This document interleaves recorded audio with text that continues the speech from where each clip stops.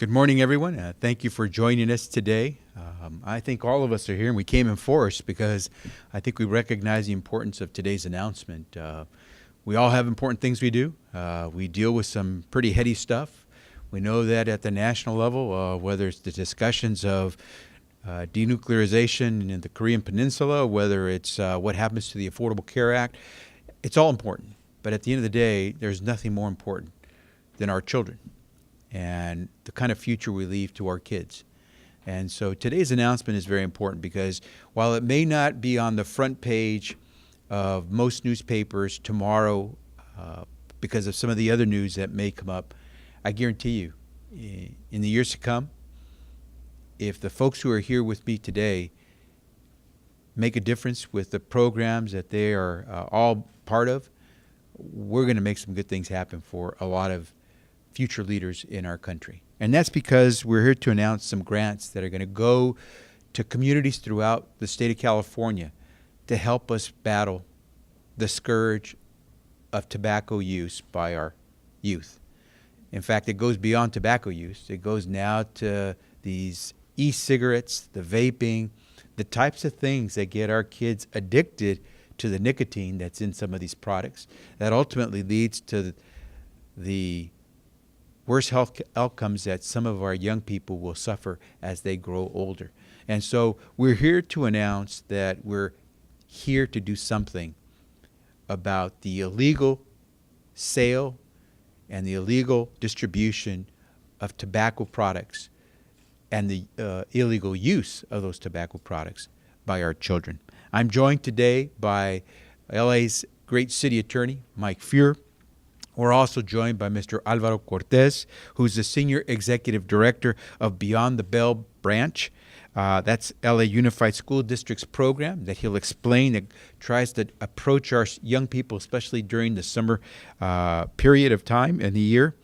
I want to announce some other folks who are with us today. I may not get to all of them, but they all have a role to play in some of these programs that will be announced. I want to begin by introducing Karen Leaf, who is a Senior Assistant Attorney General in the Department of Justice, who is in charge of our program that distributes the grant money that will be made available to so many of the communities to help us tackle tobacco use and tobacco sale to minors.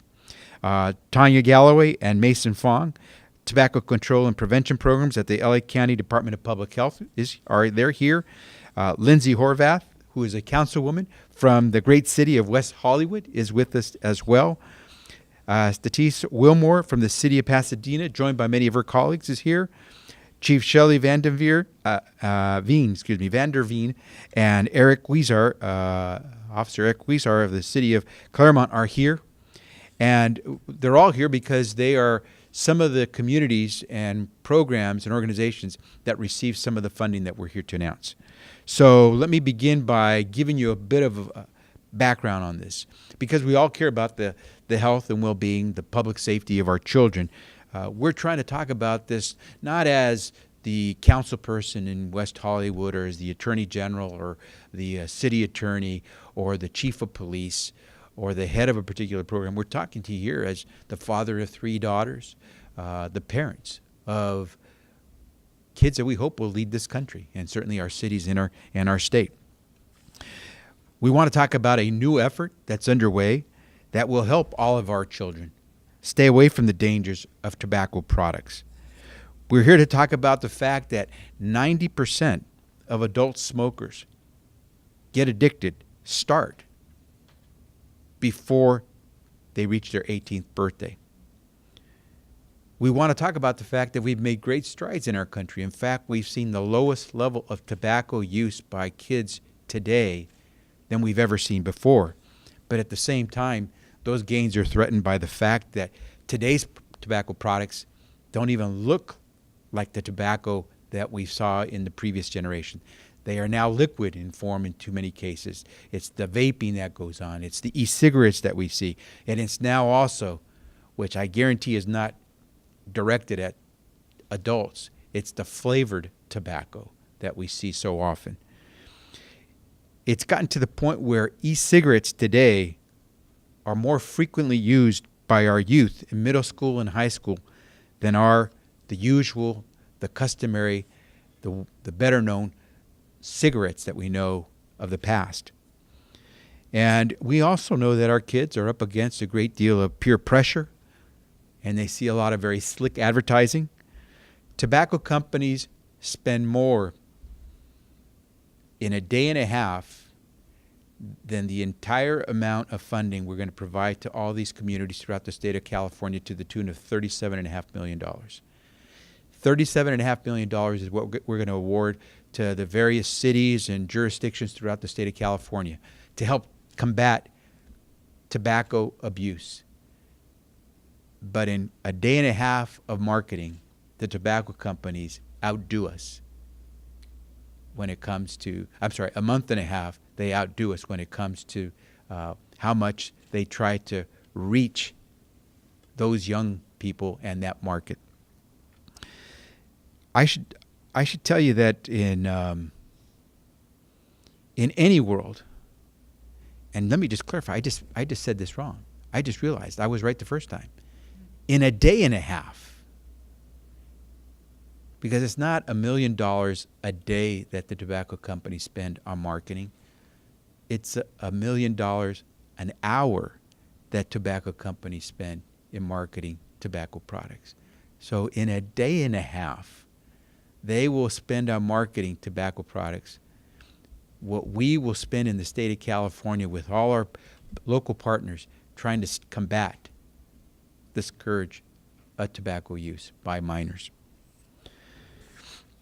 We're able to provide substantial resources to these communities because of what California's voters provided to us through Proposition 56 in 2016.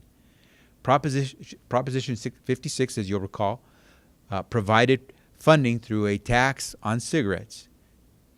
Part of that money we're going to use in the state of California to try to keep our minors, our youth, from becoming addicted to tobacco and, of course, to nicotine. We thank the people of California for having the foresight to pass Proposition 56 and for including a program that lets us combat this to prevent it from ever occurring. The programs that we're going to announce today help local law enforcement agencies from throughout our state to provide the services that our communities need to keep our kids off of tobacco. We encouraged local jurisdictions from throughout our state to apply so we could see them and help them crack down on tobacco use by minors. And so today we're here to announce that $37.5 million worth of funding through grants, some 71 grants that will go out throughout the state of California for a wide variety of programs. It could include anything from providing funds for communities that want to put more resource officers in our schools, for those who want to provide educational campaigns against tobacco use, or for communities that want to target retailers who are breaking the law and selling tobacco to minors. All of these programs are geared to keep tobacco out of the hands of our children. These grants could make a difference. We're eager to see the results, and we will monitor the progress that the different jurisdictions make with these grants, and we're looking forward to the results. We hope they hold promise to keep our kids from becoming addicted to tobacco, and we're going to work hard to make sure that we keep our kids safe. Nothing can be more important than the well-being of our children. Today, we hope to make another step forward, take another step forward in proving to our children that we care about them, and we'll try to let them lead a healthy, productive life. And with that, let me now ask our City Attorney, Mike Feuer, to say some words.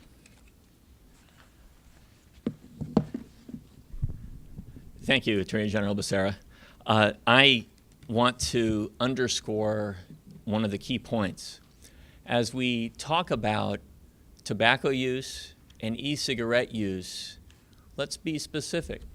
Here in the Los Angeles region, about 4.5% of our youth smoke combustible cigarettes, but almost 17% have been vaping e-cigarettes. This is a huge issue for us, both combustible cigarettes and e-cigarettes, I want to emphasize the point about e-cigarettes because they normalize the use of tobacco-related products. And as we saw in some jurisdictions, there are extraordinary efforts underway, some of which were led here by the city of Los Angeles when it comes to targeting e-cigarettes. I do want to point out, by the way, that key members of my team are here. We have a tobacco enforcement effort in our office, of which I am very proud, that does extraordinary work. I was feeling very special to know that we are recipient of one of these awards until the Attorney General said there are 71 recipients around the state, but I'll do my best to feel distinctive as I talk about what we're doing here. You got more than most. Oh, fair enough. Yeah, that's good. It was a height thing, I think. But it's actually really important to talk about the effort that we're going to bring to bear as an example of the kinds of efforts that the Attorney General is funding. And I want to extend a lot of gratitude to Attorney General Becerra for the award and for the vision of assuring that we focus on this effort on the streets of our communities. So here in Los Angeles, we're going to engage in a multi-pronged effort. We're going to work with a task force, other agencies working together with the city of Los Angeles, the school district, police department, and others, and we're going to focus on enforcing regarding the sale of tobacco and e-cigarettes, especially in locations in and around where students are located. We're going to focus on those hookah lounges that you've seen proliferate around our region, in which vaping becomes normalized. We want to be sure that youth aren't engaged there. We're going to focus on an expansive community education campaign, a multimedia effort to reach out to our kids. All these efforts are going to be combined from the collaboration across artificial jurisdictional lines, the enforcement efforts that need to be redoubled to assure that our kids aren't illegally exposed to these products, and to assuring that we find the way through our outreach to insulate kids, to inoculate them to the advertising the Attorney General focused on. There needs to be a counter campaign. And while we may not be receiving the funding the tobacco manufacturers spend on selling their products, we're going to be very efficient and creative and innovative as we reach out to assure that our kids aren't exposed in the way we've described. These efforts are, as I mentioned, not in a vacuum. They're part of an ongoing effort in our office to abate the use of tobacco and e-cigarettes by our kids. But this grant enables us to take that work to an entirely new level, and we're extremely grateful about that. Now it's my pleasure to introduce Alvaro Cortez, who is the Senior Executive Director of LAUSD's Beyond the Bell program.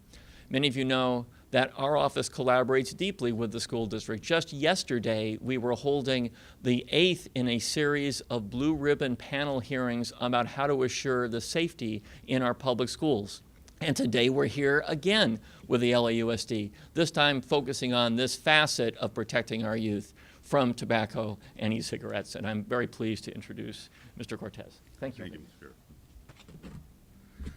We look forward to continuing our partnership with the Office of the City Attorney, Mr. Fuhrer, and to collaborate in training of our school police officers, our school resource officers, safety personnel for the work they're going to be doing in 86 of our high schools to enforce the district's tobacco-free policy. We'll ensure that a few things like make sure the signs are still up and not graffitied and available, and that the air quality detective devices are working and functioning in all of our school bathrooms. In other areas, to discourage the students from smoking on the school grounds. More importantly, we're going to implement a trainer of trainers model to provide education classes and materials for students, parents, and community members. As we were mentioning about the vaping, et cetera, our parents aren't aware that vaping is the same as smoking, and that what that creates, the problem that creates for their youth. In addition, we love the Healthy Choice Advocates Club, that we're going to educate a lot of our students on tobacco-related health issues impacting their neighborhoods and empower them to become future leaders. As you know, and as you have seen throughout the country, our students are future leaders. In fact, a lot of them are taking their place in the forefront now on leadership involving community aspects, national issues, and local issues. And so we want to ensure that our students in Los Angeles Unified are prepared and aware of what the results are of the vaping and the other use of cigarettes, and again, how to attract and how to talk to our students in order to make sure that they don't go in that route.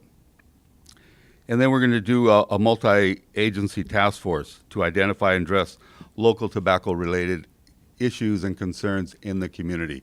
Each local school site will have a task force to talk about not only what's going on in the school, but in the surrounding community. And again, it's our relationship with the city attorney's office that's going to help make that a strong opportunity. And I also want to thank the California voters for passing Proposition 56, not only for the increase that's helped in supporting these programs, but also it was a change in state law that included e-cigarettes in part of this campaign. They weren't previously, they weren't considered part of this, and so we thank for the change in that's going to help us make our schools in preventing and reducing tobacco use amongst our youth a very important process. And we'd also like to thank State Attorney General Javier Becerra for allowing us to access these funds and so that we can protect our youth in the future. And I want to thank them again for this opportunity for Los Angeles Unified School District to join in this effort to protect our youth. Thank you. If we have Spanish language media, we can say some words in Spanish if it's requested. Otherwise, we'll take any questions that might come from the media.